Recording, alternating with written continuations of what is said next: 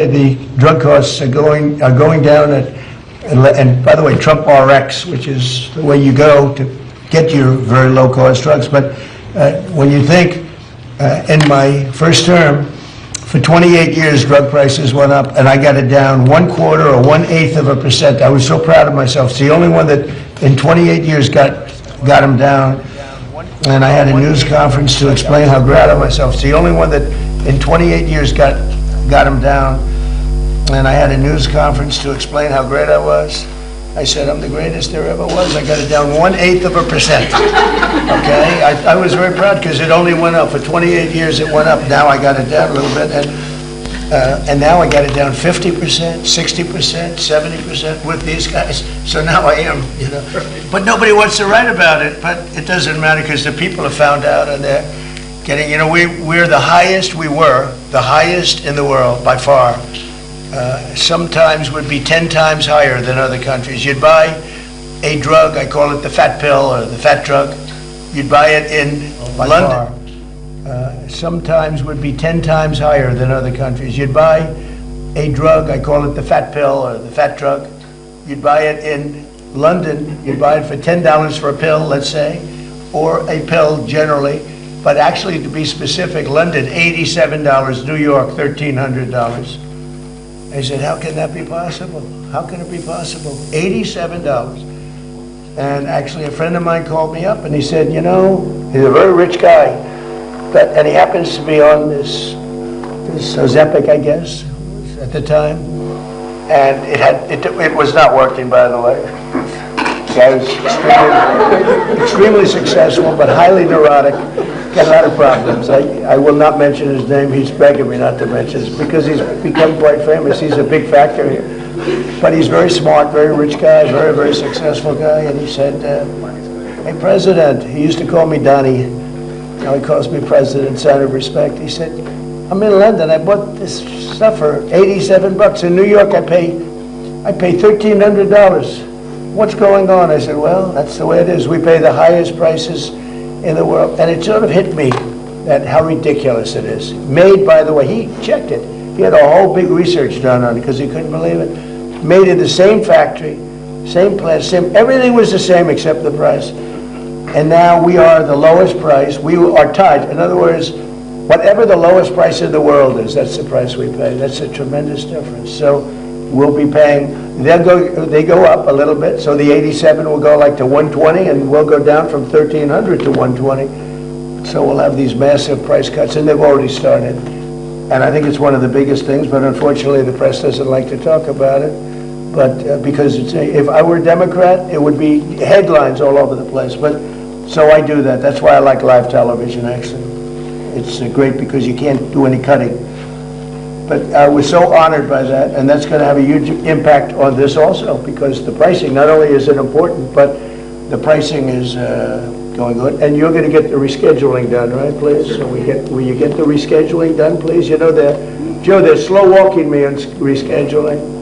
Okay, you're going to get it done, right? In 2024 study from Stanford University, 30 special operation veterans with traumatic brain injuries underwent, it's called ibogaine treatment. Ibogaine. Remember the name. Is that pronounced relatively properly, would you say? Yep. I don't want to get it wrong. Ibogaine, because it's so important, and experienced an 80 to 90% reduction in symptoms of depression and anxiety within 1 month. Can I have some, please? I'll take some. I'll take whatever it takes. I don't have time to be depressed. If you stay busy enough, maybe that works too. That's what I do. In Texas, Republican leaders have already committed $50 million to the ibogaine research, and today the federal government is making a $50 million research investment in its own, and so that was just approved just last night. We're also opening a pathway for ibogaine to be administered to desperately ill patients under the Right to Try law. That's a law that I started and I got, Right to Try. Very proud of that. That was done in my first term, and I used to marvel at the fact that people that were terminally ill could not get a drug. They're terminally ill, they're going to die, and the FDA right, Marty? That's right. Jay? The FDA was protecting them from dying, but they're going to die. And so we have these incredible drugs, and they may work and they may not work, but we wouldn't let anybody get them because they were bad for your health. But these are people that were going to die. And it never made sense to me. So one of the first things I did early in my term, and it was very tough to get, actually, hard to believe. It was very tough with Congress, but they came through, the Republicans came through. And we have something called Right to Try, and we've saved thousands and thousands of lives. That's if you're terminally ill or very ill, and there is a new drug that is not available because it's gone through the process of the FDA, and Marty's cut that process down by 50%. We're down, it used to take 12 years, and now we have it down to 5 or 6 years, and it's one of the most important things that you can do. But if you're terminally ill, and there's a new drug that may work or may not work, but it hasn't been approved yet, you sign a document, and you're not going to hold the country liable, you're not going to hold the drug companies or the insurance companies or anybody liable, and you have the right to try. And what it's done, and nobody wanted it, the insurance companies hated it, even the doctors, they were all afraid of it because they didn't want to be sued. But I took all of the liability out of it. You sign a document, you're not going to sue the doctor, you're not going to sue the hospital, you're not going to sue anybody, including the country, and everybody signs it like immediately. And we have tens of thousands of people on this, and we've saved thousands and thousands of lives. And what it has done, we never thought of it so much as, but what it has done is, in some cases, these drugs are working so good, it literally cures people that were terminally ill. But it's one of the things I'm most proud. I'm proud of a lot of things we've done, but that's one of the things we're most proud of, Right to Try. But I've always believed in ensuring that the American patients have access to breakthrough treatments and therapies with love for our veterans. And I have a real love for our veterans. I was with a group yesterday. It's incredible what they've gone through. And care for American patients. Today's order will ensure that people suffering from debilitating symptoms might finally have a chance to reclaim their lives and lead a happier life. You know, just lead a happier life.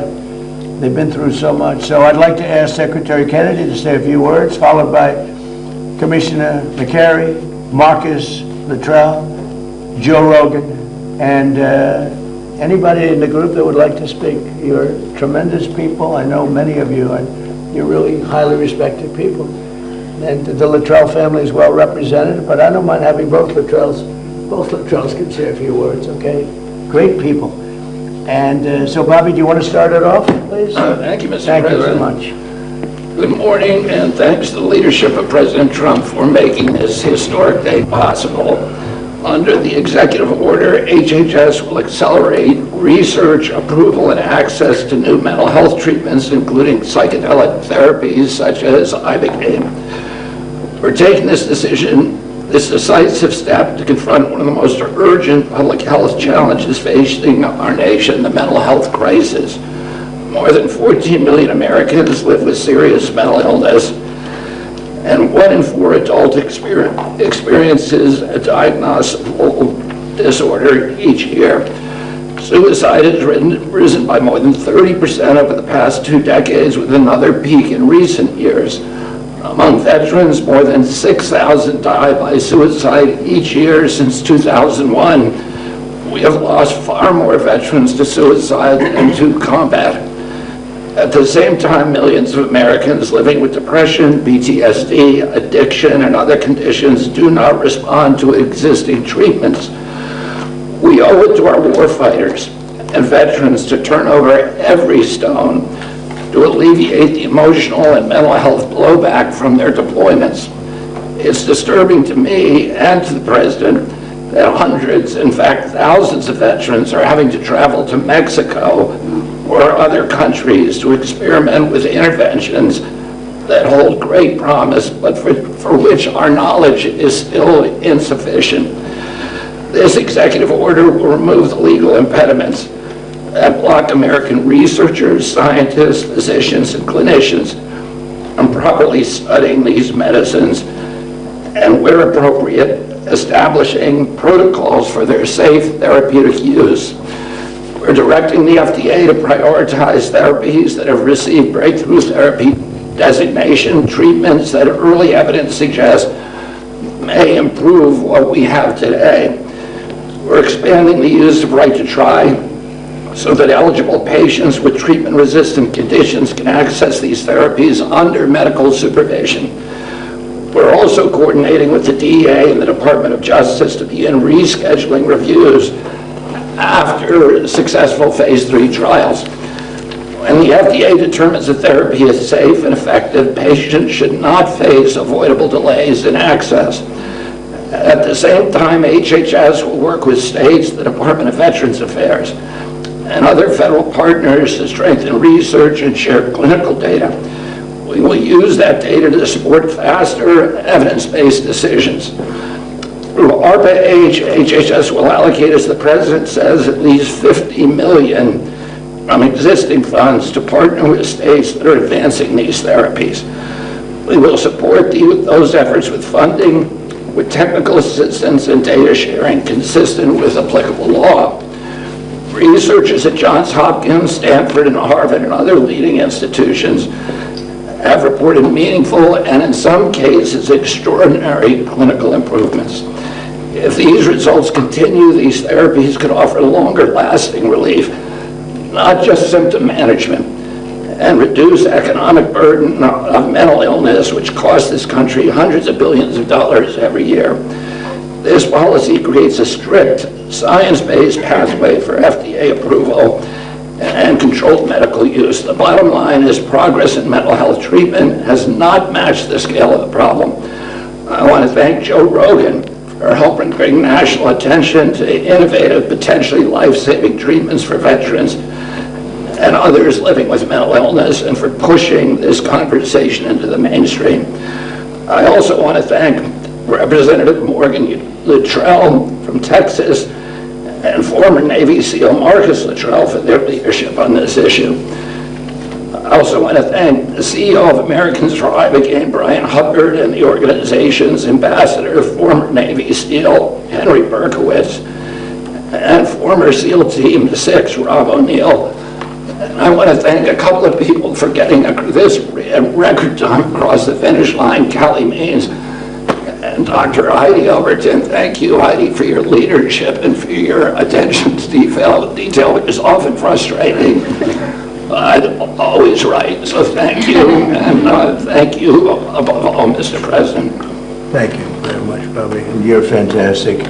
Bobby's really done an amazing job. You know, MAHA, it's a big deal. And I want to thank you. You worked so hard, Oz and everybody up here.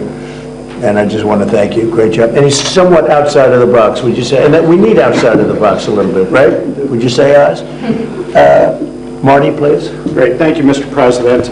Next week, the FDA will issue 3 national priority vouchers for serotonin 2A agonists, also known as psychedelics. Under this new program, in this administration, drugs can get approved in weeks, not a year or a year plus, but in weeks, if they are in line with our national priorities. We have 18 vouchers in the program. We'll be adding 3 more next week. This is an unmet public health need, and there are potentially promising treatments. That's why there's a sense of urgency around this.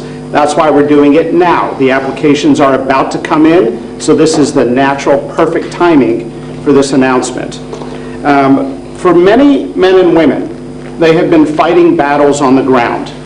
But even after the wars are over, those battles continue in their mind.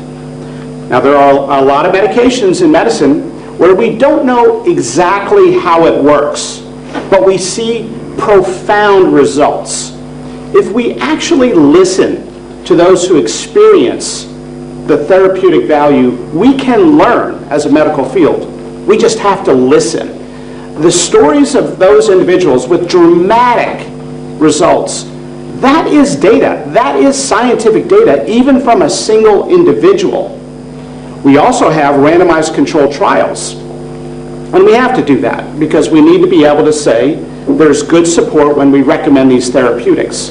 If you look at those trials, there's a 30 to 40% remission rate for conditions like PTSD. Otherwise, we got nothing. We have almost nothing for these conditions.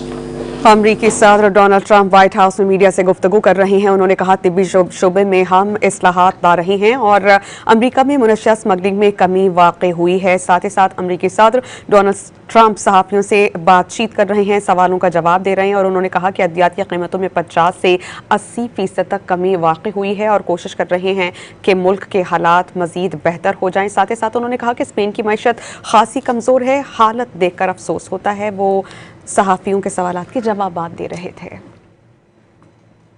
अभी वक्त हुआ एक break का, हमारे साथ रहिए।